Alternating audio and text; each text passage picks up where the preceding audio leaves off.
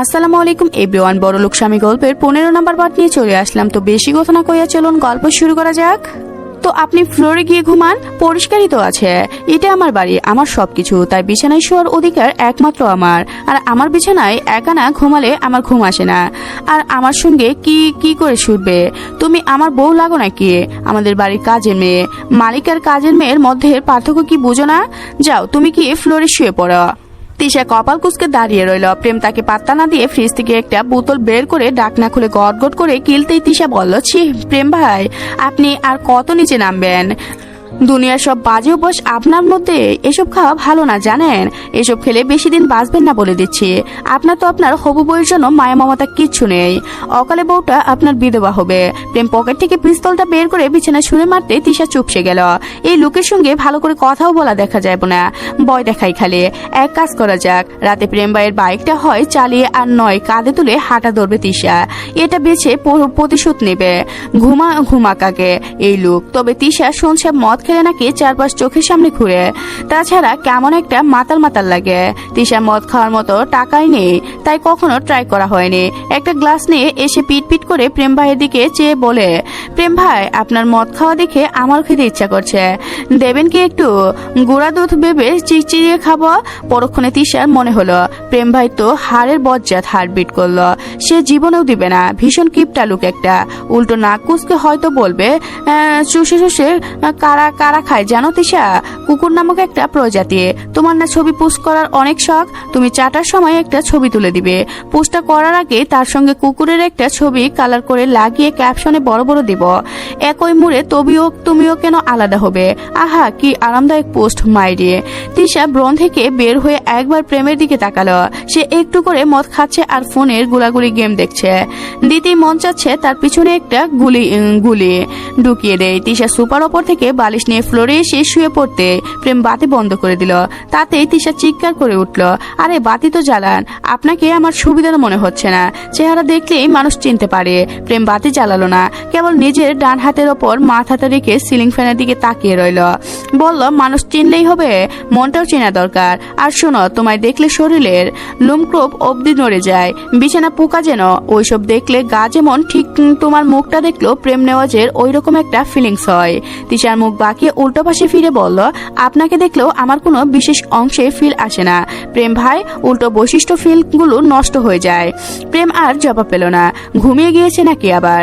যাক যাক, ভালোই হবে। তিশার মাথায় কিছু একটা চলছে। বেটা ঘুমাক, তারপর সে না হয় কিছু একটা করবে। আজকের সকালটা কত সুন্দর। মেঘের আড়ালে সূর্য লুকোলুকু খেলছে।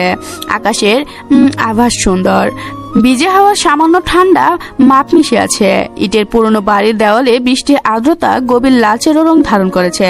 বারান্দার কাঠের রেল ভিজে কাঠর। ভিজা মাটির গ্রান চারপাশে আছে। ফুলের বাগানটা থেকে অন্যরকম একটা গন্ধ ভেসে আসছে। ফুলের ছোট্ট কঞ্চিতে জমে থাকা জল আকাশে ধারণ করেছে। আর তার ওপর ভেসে উঠেছে ভোরের প্রথম নরম আলো। ঘড়ির কাঁটাটা বাজে তিশার জানা নেই। রাতে তখন ঘুমিয়েছে তাও নয়। বাহিরে ঠান্ডা ঠান্ডা ভাব। সে প্রেমের বুকের মধ্যে একেবারে গুজে আছে।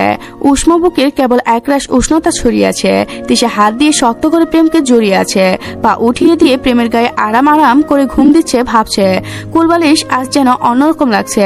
হঠাৎ নড়ে চড়ে হালকা চোখ ফেলতেই তিশা তো মাথার আকাশ ভেঙে পড়ার মতো অবস্থা। সে এক ঝটকায় উঠে চেঁচিয়ে ওঠে, প্রেম ভাই আপনি আমার সঙ্গে কি করছেন? আপনি বিছানায় কেন? সর্বনাশ হয়ে গেল রে। পাশ থেকে প্রেম তিশার বালিশটা নিজের মুখের ওপর দিয়ে বলল, আরে ভাই ঘুমাতে দিবি? সব ওইখানেই থেকে, নইলে আবার এখন লাথি মারবো। প্রেম ভাই অনেক হয়েছে। আমি এক বিছানায় কেন? আপনি আমার সঙ্গে লেপটেছিলেন কেন? প্রেমের চোখ তখনও ঘুম। সে ঘুম চোখে মুখের ওপর থেকে বালিশটা সরিয়ে কোনো মতো চেয়ে বলল, তুমি আমার বিছানায় আছো তিশা? তিশা আমার এখানে তুমি এসেছো। ছেলে দেখলে মাথা ঠিক নষ্ট হয়ে যায় তাই না?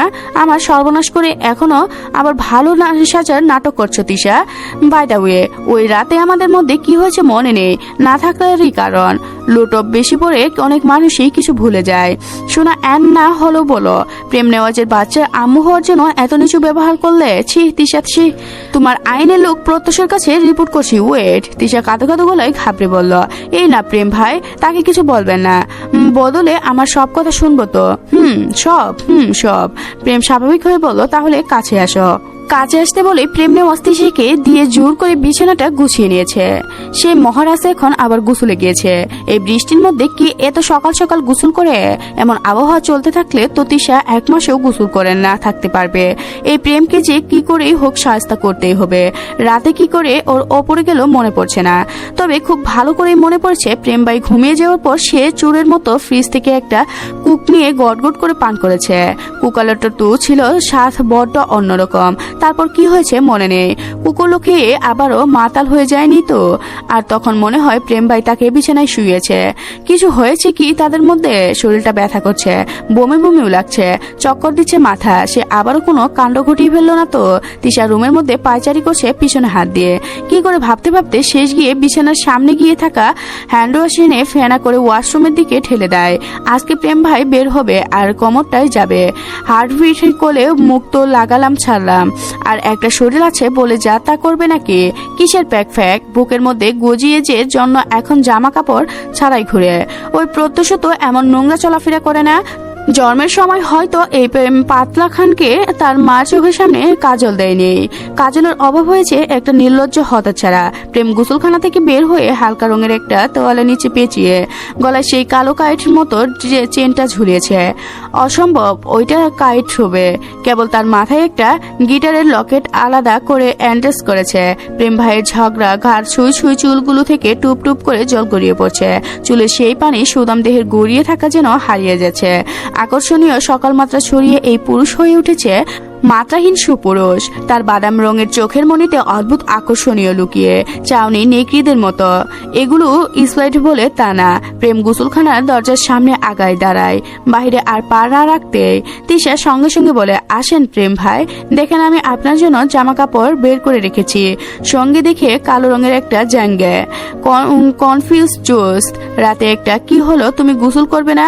এদিকে আসো। হলো মানে থাক, লজ্জা পেতে হবে না। কাম আসবো না, লজ্জা নেই আপনার? আপনাকে আমার ভাইয়ের চোখে দেখিয়ে, ভাইয়ের চোখে দেখেও কালো রাতে নিজের উদ্দেশ্য যা করলেন। জানে স্বামীর চোখে দেখলে কি করতে। আপনি বের হবেন? দাঁড়িয়ে আছেন কেন? আমি 1 থেকে 3 পর্যন্ত গুনবো, তারপর একটু একটু করে জাস্ট দেরি হলে ভিডিও করে সোজা ভাইরাল। ভিডিও মানে সেটা ভাইরাল হলেই বুঝবেন। রাতে ফ্রিজ থেকে কুকা চুরি করে খাওয়া, ওই কুকার সঙ্গে মদ মিশিয়েছিল। ওইসব খেয়ে আমার সঙ্গে কি করেছো দেখবা? আমি অ্যাকাউন্ট শুরু করলাম। 1 2 3 আসছি, ওয়েট।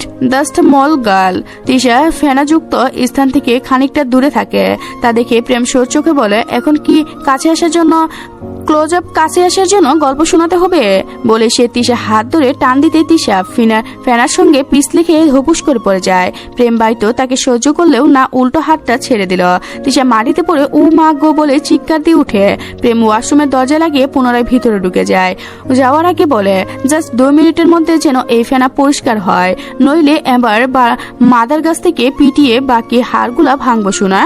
নোয়াল কুটির প্রেমের বাইকটা ঢুকতে তৃষা যেন শান্তি ফিরে পায়। তার অনেক খিদা পেয়েছে। প্রেম একা একা খেয়েছে, তাকে একটু সাধলো না। কেবল বলল, খাবার সামনে আসে সাবধান, পারবা না। মন চাইলে খাবো, না চাইলে অনাহারেই মরবে। এই কথা শোনার পর কারো কি খেতে মন চায়? বেটার ডিম আর পাউরুটিগুলো নিজের পেটে সেটিয়েছে। আর অদ্ভুত মানুষ সে, সারাদিন খালি স্ট্রবেরি খায়। একটা মানুষ এত স্ট্রবেরি কেমনে খায়, তাও আবার ডার্ক চকলেটের মধ্যে ডুবিয়ে। বাড়ির মধ্যে তৃষা ঢুকার আগে প্রেম বাইক থেকে নেমে পিছন থেকে তার ওড়না টেনে ধরে বলে, এই যে মিস অ্যালার্জি ওষুধ এতগুলো খেতে হলো আপনার জন্য। ওষুধের টাকা কিন্তু রাতে উসুল করে ছাড়বো। দূরে গিয়ে ময়ূর লুচ্চা বেটা, রাতে তোকে আমি বিষ দিব, বুঝলি? ভিডিও ভাইরাল করবো নাকি তোর? মুখে কিন্তু খুব কোপ ফুটছে। এই না, সরি। তিশা বাড়ির ভিতরে ঢুকতেই দেখলো খাবারের টেবিলে বসে সবাই নাস্তা করছে। প্রত্যুষও সেখানে বসে আছে। তিশাকে দেখতে পেয়ে হেতিজা বলে উঠলেন, এখন তোমার বান্ধবীর বাবা কেমন আছেন? সুস্থ হয়েছেন তো? তিশা একবার পাশ ফিরে প্রেমকে দেখলো। প্রেম তখন টেবিলের ওপর থেকে একটা স্ট্রবেরি নিয়ে মুখ দিয়ে তিশাকে চোখ মারতে রাগে তিশা চোখ সরিয়ে হেতিজাকে হাসি মুখে উত্তর দিল, জি আলহামদুলিল্লাহ ভালো আছে। ওই প্রেমের জন্য এখন তাকে মিথ্যাও বলতে হচ্ছে। সব কষ্ট লাগছে প্রত্যুষকে মিথ্যা বলতে। লোকটা যদি কখনো শুনে পুরো একটা রাত তার বইয়ের সঙ্গে কাটিয়েছে, তবে কখনো সে তিশাকে আপন করবে। এই কথা ভাবলে কেমন কান্না পাচ্ছে তিশার। সিদ্দিক নেওয়াজ টেবিলে ছেড়ে উঠে হিতিজা বাবার সঙ্গে কথা বলার জন্য উঠে যায়। প্রেম আজকে না খেয়ে কলেজে গিয়েছে। তিশা তিশা প্রত্যুষের পাশে টেবিলে বসেছে আর প্রেম বসেছে একেবারে তিশার মুখোমুখি, নজরটা বাসগাড়ি পাখির মতো। তিশার কমলার জুসটা হাত বাড়িয়ে নিয়ে গেলেই প্রত্যুষা তার হাত চেপে ধরে বলল, আল্লাহ, হাতে কি হয়েছে? তা কি হয়েছে? না কিছু না। কিছু না হলে কি এই অ্যান্ট লাগানো? প্রত্যুষা তার হাত ধরে বলল, চলো ডাক্তারের কাছে যাই। তিশা আর চোখের সামনে বসে থাকা প্রেমের দিকে তাকাতে আতকে উঠে হাতটা ছাড়িয়ে নিল, কেমন ভয়ানক ভাবে তাকিয়ে আছে। প্রেম উঠে যায়, সে উঠে যেতে প্রত্যুষা তাকে পিছন থেকে ডাক দেয়, এই তোর সঙ্গে কথা আছে। প্রেম গিয়েও থামে, বাঁকা এসে পিছনে ফিরলেই বলল, আইনের লোক আবার বেআইনি লোকের কেন ডাকে? প্রত্যুষ গলার টাইটা ঠিক করে তিশাকে বলল, তিশা, চাবি নিয়ে তুমি আমার গাড়িতে উঠে বসো। তার দরকার নেই, যাও উঠে বসো গিয়ে। তিশা মনটা আজকে কেমন যেন লাগছে। এই যে প্রত্যুষা তার হার্টের ব্যান্ডেজ দেখে কেমন বিচলিত হলো। তাকে ডাক্তারের কাছে নিয়ে যাবে বলে ঠিক করলো। অন্যদিন হলে এসব নিয়ে তিশার খুশির সীমা থাকতো না, তবে আজকে কেমন জানি একটা না চাইতেও ভয় লাগছে। তিশা বাইরে চলে যেতে প্রত্যুষ প্রেমের কাছে এসে বলল, আমি অনেক কিছু লক্ষ্য করছি প্রেম, বি কেয়ারফুল। কেয়ার তোমার মানায় আইনের লোক। একটু আগে তিশার দিকে এমন ভাবে তাকাচ্ছিলে কেন? আল্লাহ চোখ দিয়েছে সুন্দর দেখার জন্য। প্রেম, তিশার জীবন নষ্ট হয় নাই,